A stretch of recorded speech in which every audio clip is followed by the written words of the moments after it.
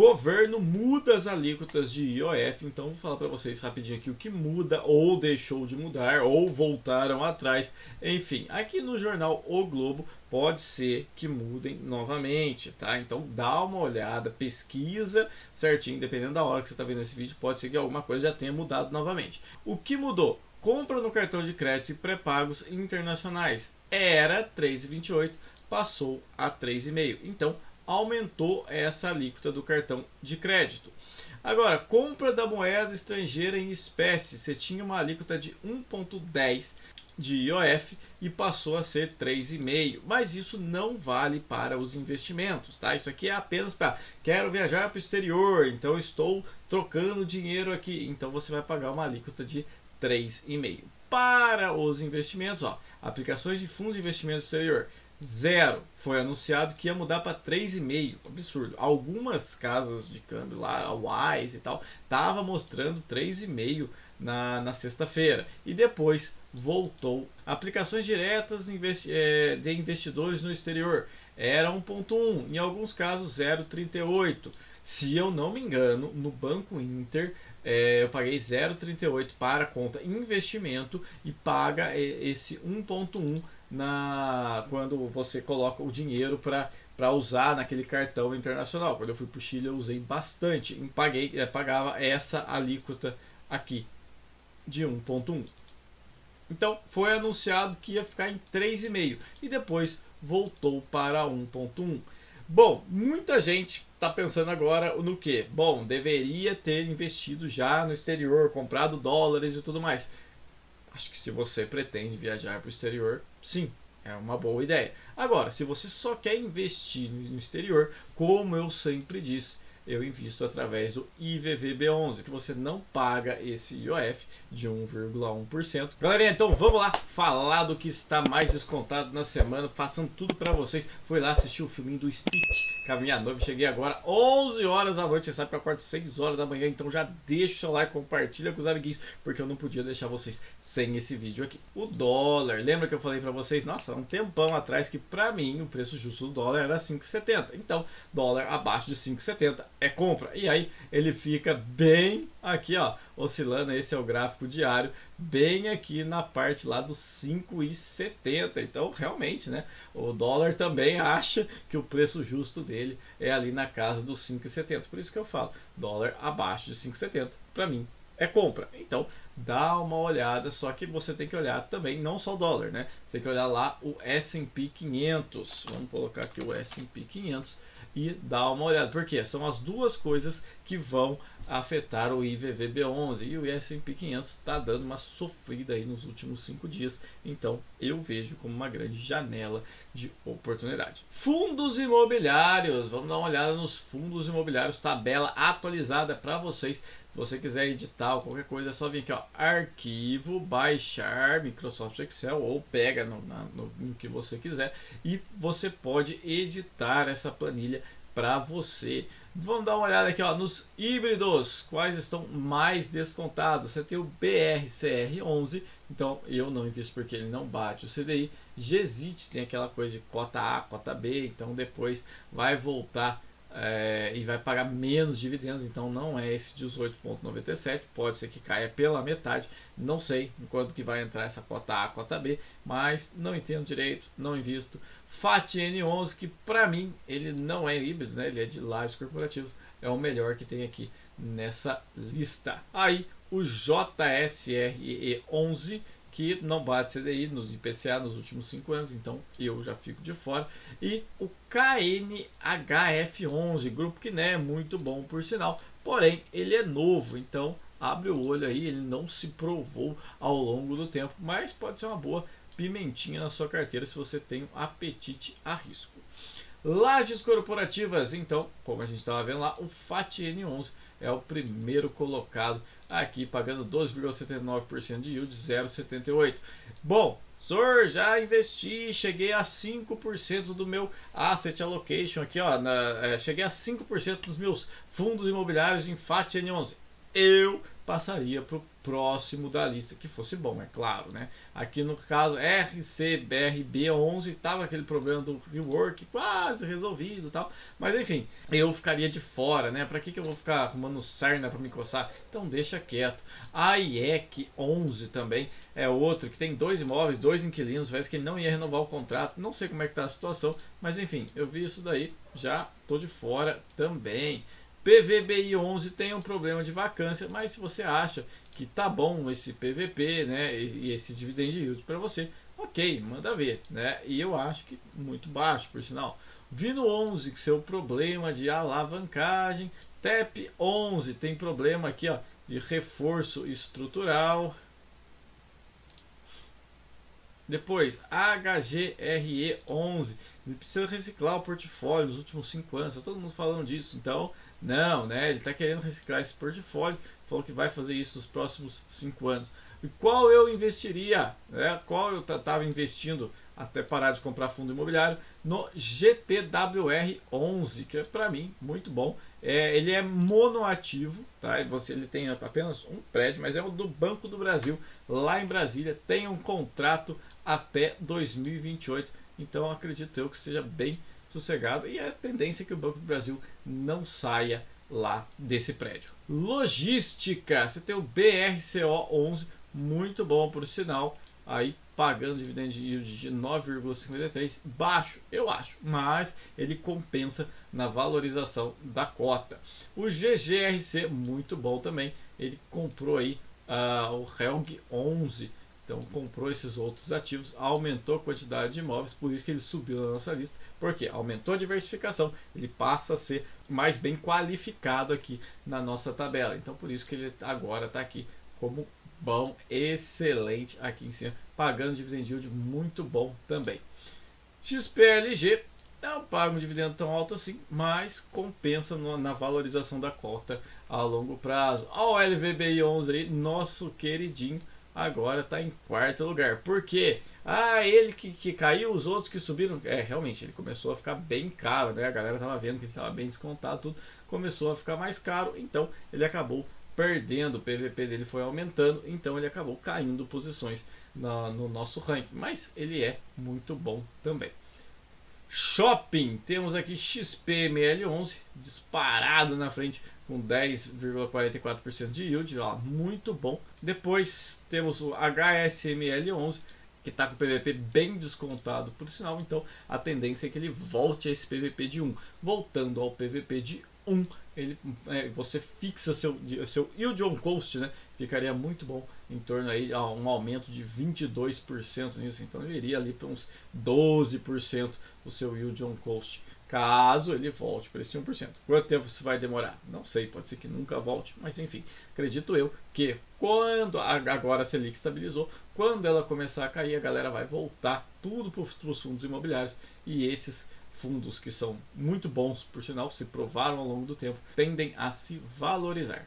Bom, e temos aqui também outros, caso você queira umas pimentinhas para sua carteira, lá tem títulos e valores imobiliários, né, que seriam os fundos de papel. Eu não acho que essa tabela sirva para analisar fundos de papel, mas você pode ficar, né, dar uma olhada nos relatórios, pode ser que você se interesse por algum deles aqui. Voltando para o Asset Allocation, então, ações. Nossas ações, tabela atualizada para vocês. Então, se você olhar aqui, ó, a PetroRecôncavo disparando, chegando no 2º lugar na nossa tabela. CEMIG, apesar de ter subido bastante, falei para vocês que ia voltar, falei para vocês, ó, volta lá uns vídeos de um mês atrás, tal, que ela bateu lá para R$9 e agora já está em 10,7 de novo. Era ótima oportunidade de compra. CEMIG, ó, pagando aí quase 18% de dividend yield, muito boa, empresa linda, eu gosto bastante. Petrobras também, muito boa,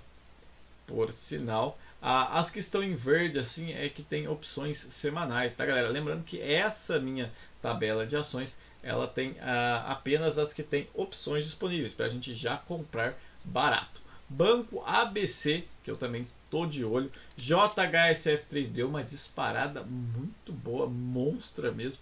Gerdau também bem descontado, anda sofrendo aí, ó, nos últimos dias. Vibra Energia tá nessa, né? Sobe, desce, sobe, desce, sobe, desce. Esperando que batesse, ficasse mais barato ainda. Uma empresa muito boa, porém não fica barato de jeito nenhum, não cai mais, né? Uma pena.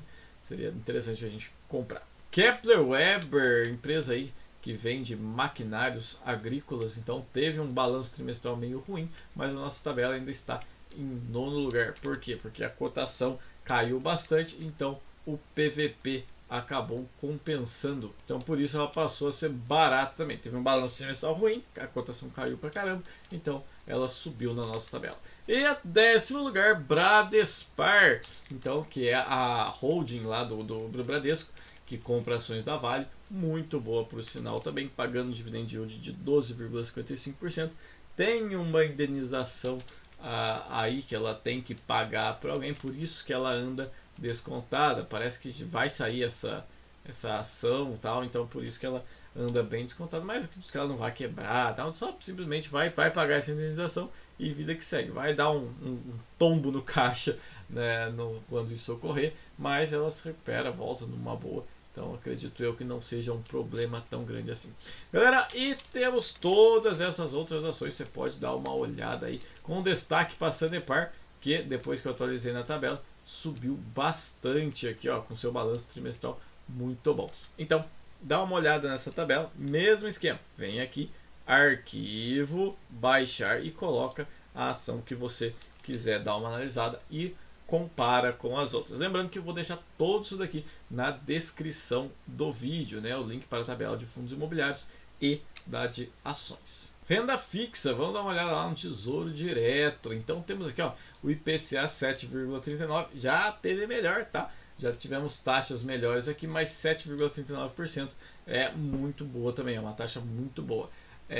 Eu gosto de pegar aqui IPCA de 2029, mais curtinho. Ah, porque a taxa é maior? Não, é porque é mais curto mesmo. Então, tipo, há 5 anos atrás eu estava investindo em fundo imobiliário, agora eu já aprendi opções, então eu não sei o que eu vou querer investir daqui a 5 anos. Então eu acho que 2050 é uma janela de tempo muito grande, mas é interessante caso você queira investir lá, pegar um IPCA aí de 6,9 para 2050, muito bom, taxa excelente. Então fixar isso daí até 2050 é muito bom. O que você pode fazer, né? Lembrando que nada aqui é recomendação, apenas a maneira como eu encaro os meus investimentos. Então pegaria aqui, né? Eu pegaria, sei lá, 2/3 no 2029, 1/3 joga lá para 2050, porque você já fixa lá e vai rendendo, vai dar uma bolada em 2050. Se eu colocar aqui R$1.000 aqui, ó, ou os 846, que é o valor do título,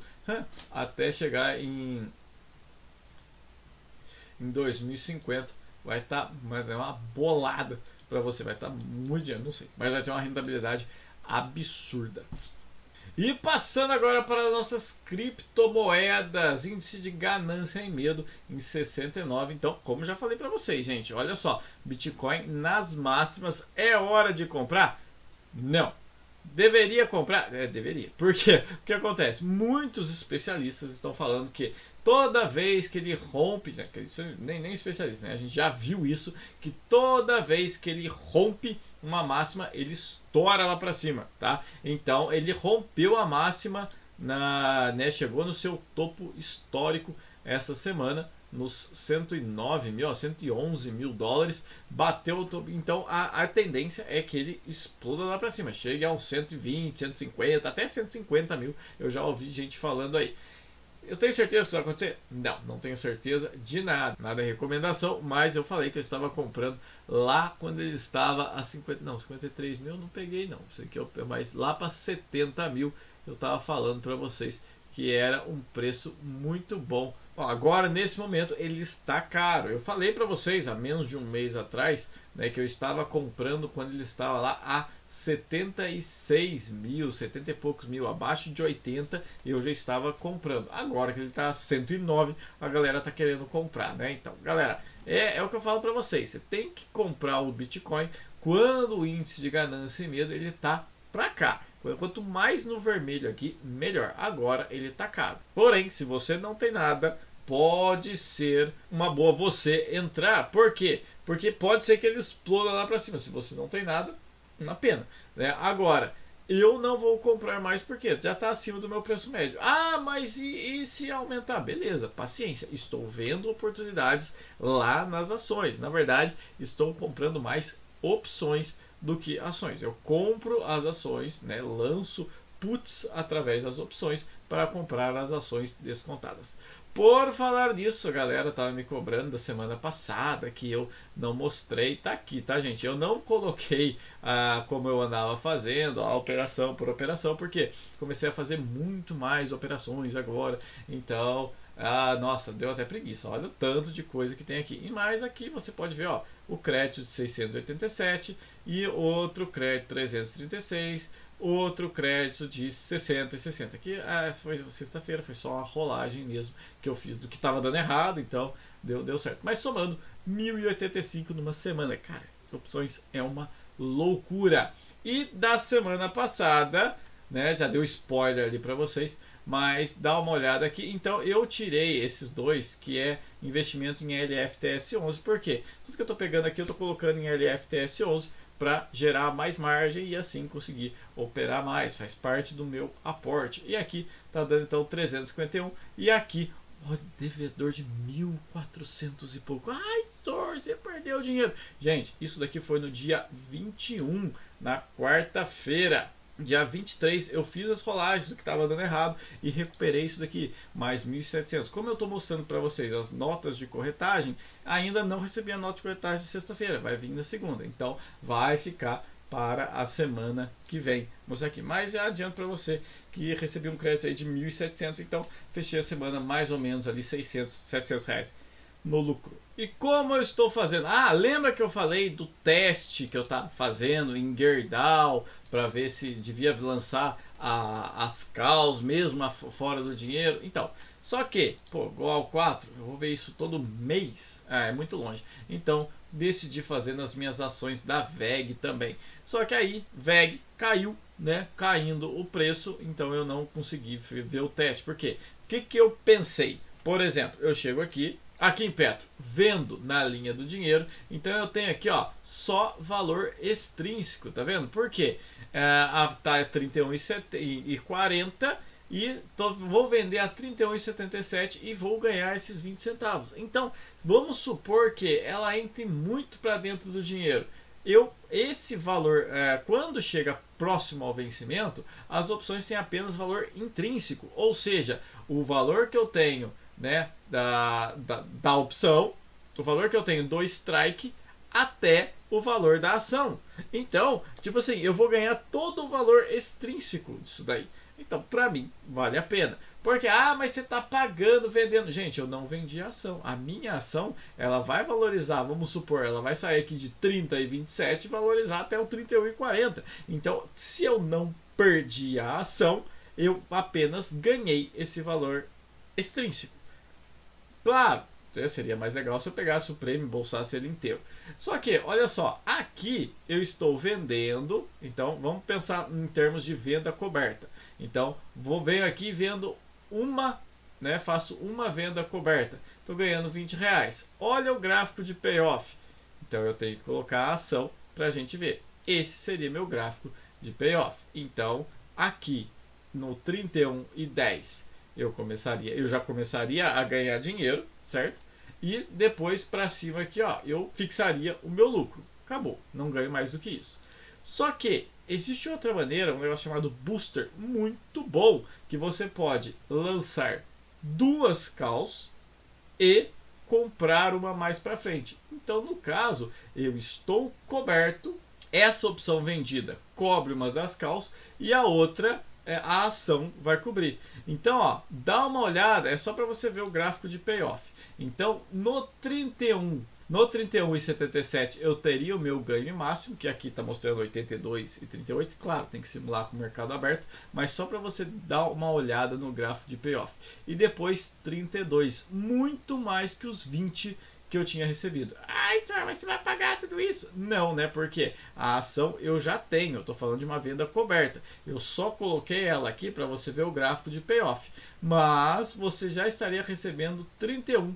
Poderia ganhar até os 82 que está aqui. Claro, dá uma olhada, gente, nessa estrutura com o mercado aberto. Então você faz o que?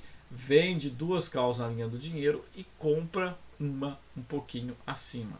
Tá? Então dá uma olhada nessa estratégia, cara, eu adorei. Isso aqui é chamado Booster. Eu acabei comprando um curso desse cara careca aqui, ó, e eu achei muito bom, por sinal. Tô fazendo, não tem pretensão nenhuma de vender curso, não, porque nunca menti para vocês. Eu falei que eu desde de janeiro, né, das minhas férias, eu comecei a estudar opções e tô vendo que isso daqui é muito bom, e então decidi me aprofundar mais. Então por isso que eu estou fazendo esse curso desse cara aqui.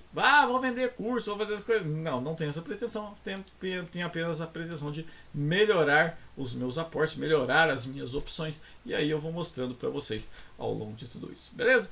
Bom, acho que falei tudo que eu tinha para falar para vocês essa semana. Então é isso aí. Valeu, galera. Abraço para todo mundo. Fui.